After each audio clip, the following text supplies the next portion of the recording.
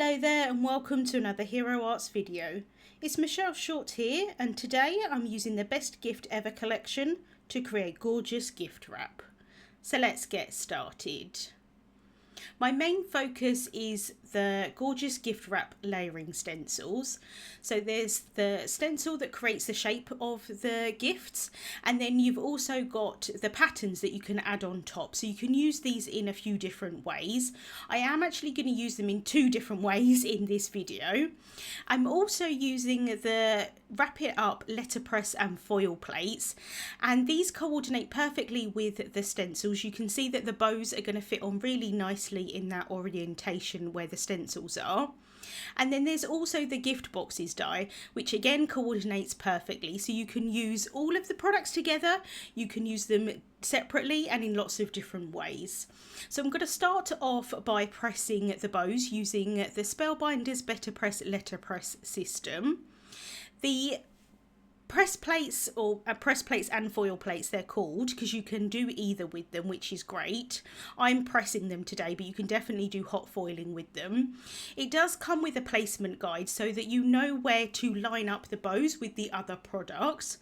And although I'm doing this in a slightly different way today, I am using this placement guide because I thought it would just be a little bit easier.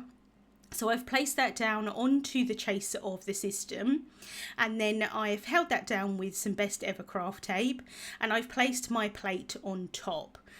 This works out so that you can use an A2 size panel. I am, however, using a larger panel because I want there to be some wiggle room just in case I mess up slightly as I go along.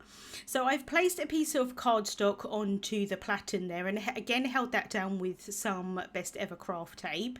I'm using regular cardstock today rather than the kind of recommended letterpress cardstock. So I'm not going to get like a really deep impression like you would with the letterpress look, but it does give a little bit of an indentation, and obviously it does transfer that ink as well. But it's just to be aware that I'm not getting the exact look that you would ordinarily go for if you were using letterpress. I'm inking up my plate with Better Press black ink. I'm being careful here to try and ink it up really well. However, the best thing about using black ink is that if I accidentally get some areas where the coverage isn't perfect with that ink, I can go in with a black pen and fill in those gaps. So I can run that through my Platinum 6. And that is going to transfer that ink onto the cardstock. And as I say, it's going to give a little bit of an impression into that cardstock, but not as much if I was to use the cardstock that is recommended for this technique. I'm then going to press a sentiment. The sentiment is from the Here for the Presents letterpress foil and cut set. So there is a coordinating die set that comes with this set as well. So I'm just going to press this onto regular cardstock. This is Deluxe smooth white cardstock, and it's about, I'm not sure of the thickness, about £100 to £110, but it is a smooth cardstock. So again, I'm inking up this stamp really well. I have personally never found that I have been able to repress. I do hold my chase down, you can see, with some Best Ever craft tape. That is so that it just kind of holds it in place. But sometimes when you ink up the plate, you may move that plate slightly. And for me, I've just never found that I've been able to get it in the exact same spot. So I tend to go with black ink most of the time so that I can fill in the gaps if I need to. But I did get a pretty good impression the first time on both of these. So I'm now bringing back those stencils, and I'm using the base layer first, and I'm lining it up with the bows here. As I say, it's easier for me, I think, to line up the stencils with the bows rather than me add all of the stenciling and then try and line up those bows on top. However, I will say that some of this black ink did bleed a little bit, or smudge I should say, as I'm adding the ink blending on top. I should have left it longer to dry and then it would have been fine, but I obviously was a little bit impatient. So I'm now going in with a medium blending brush, and I'm adding ultra pink core ink over these presents.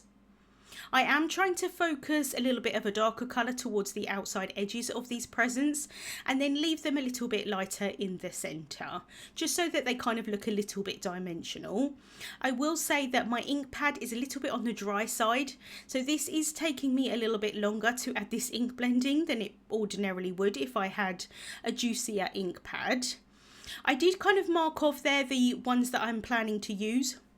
I'm just using 3 of these on my card today, but since I already pressed all of the bows, I may as well make extra presents and I can use them on other projects.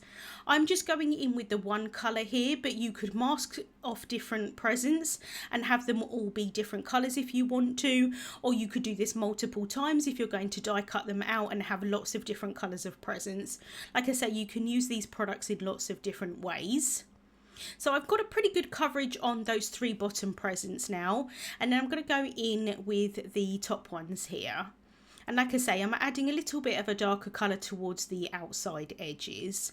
I thought that I was going to use the one on the left hand side, so I didn't focus that much ink on the right hand side, and in the end I ended up using the one on the right hand side.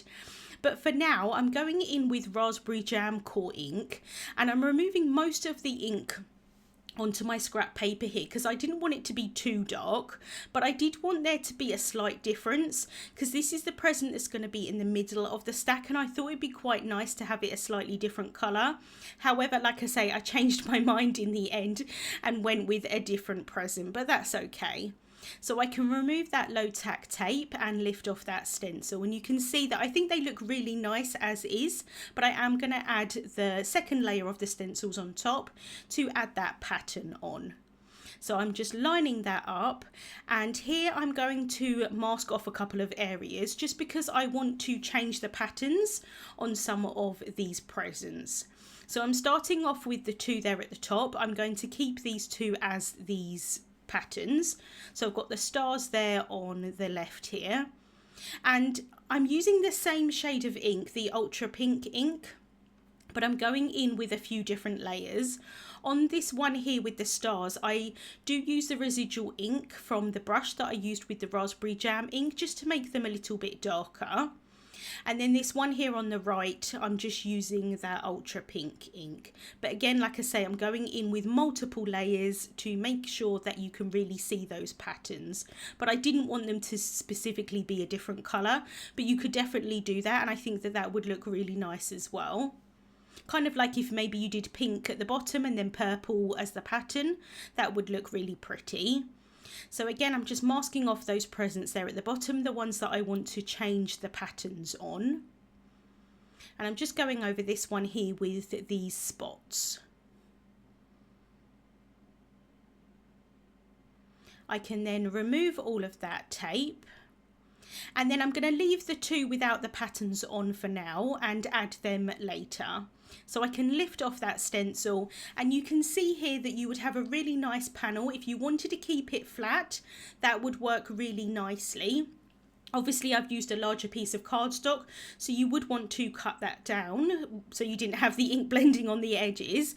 But for these ones, I did want to cut them out. So I've placed that die over the top and run that through my die cutting machine to cut out the presents. So now I'm going to add the ink blending on the other 2 presents. I thought it was easier in this instance for me to die cut them out and then add the stenciling on top, instead of trying to mask off even more kind of areas and things like that on that stencil. So you can do it in 2 different ways.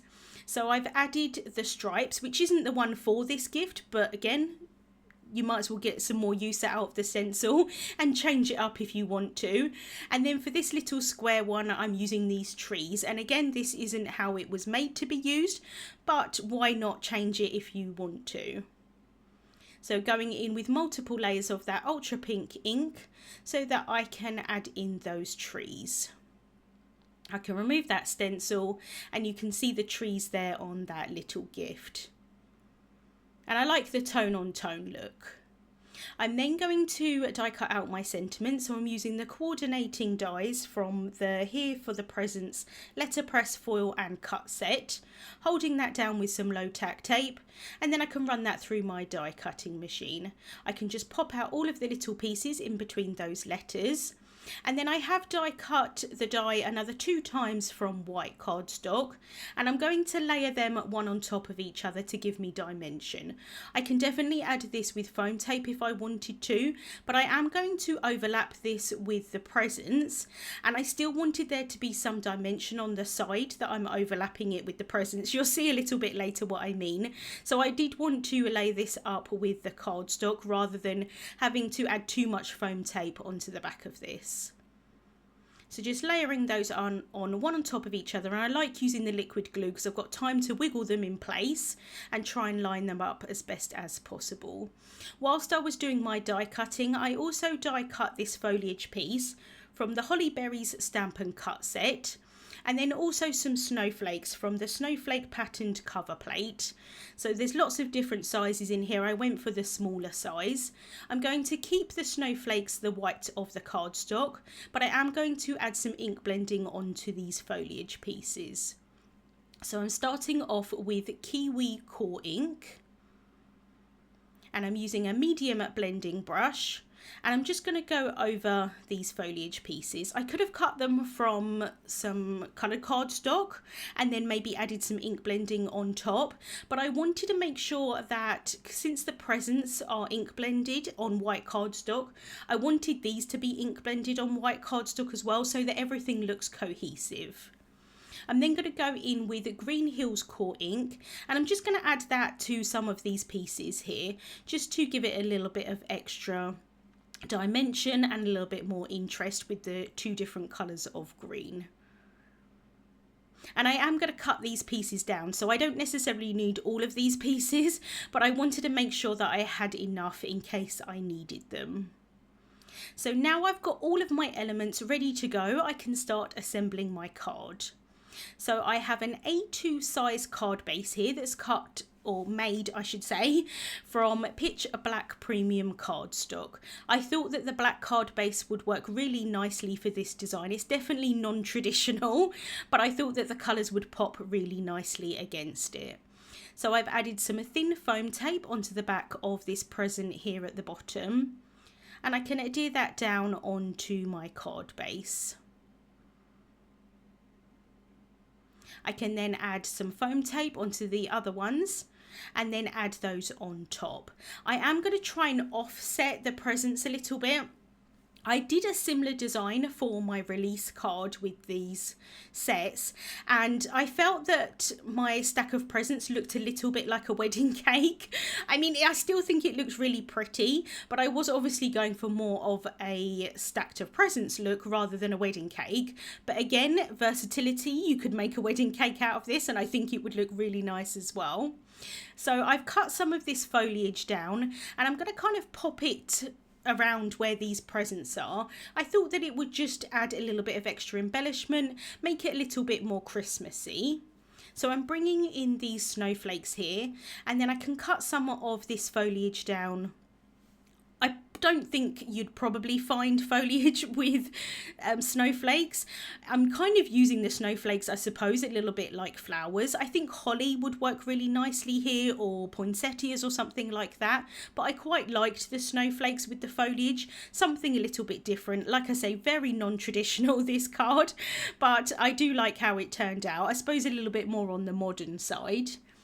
So I can add some liquid glue onto the back of these foliage pieces, and then I can pop those behind those gifts there. I then can add some more thin foam tape onto the back of the snowflakes and pop those in place.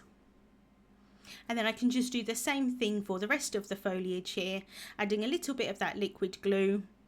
I'm only adding the glue to the bottom of this foliage, so that if the top kind of flips up a little bit, it's going to add a little bit of extra dimension onto the card.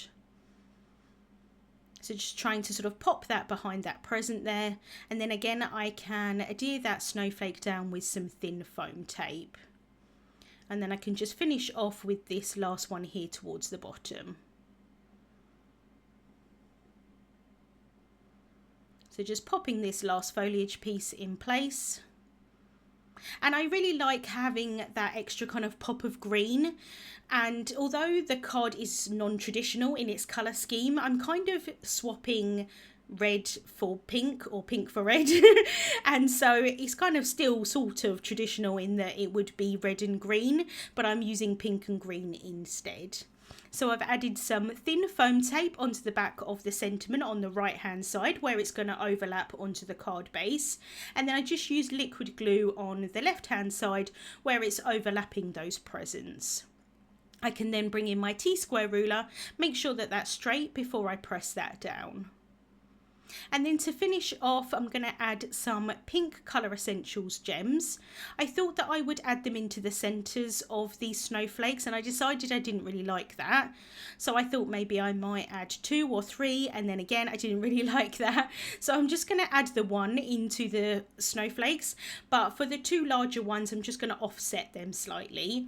And then I can scatter a few of these gems around the presents as well.